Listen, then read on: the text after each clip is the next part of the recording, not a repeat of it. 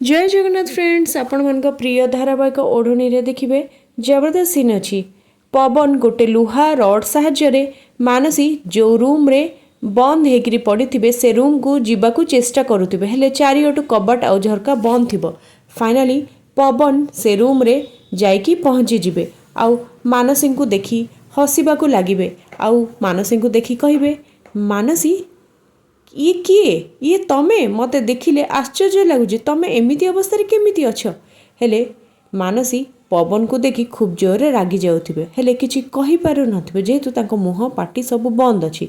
तापरे कहबे अच्छा तमे एमिति बंद अवस्था केमिति अछ मानसी।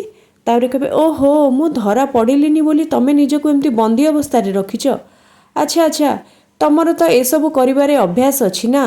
ओहो तम अभ्यास रे एसबू बदली गलानी। अच्छा अच्छा तमर एमिति सब कांड किए कला मु भाबुजी भाउजंग छड़ा तमर एमिति कांड किए भी करि नथिबो। हाँ भाउज ही निश्चय करिथिबे।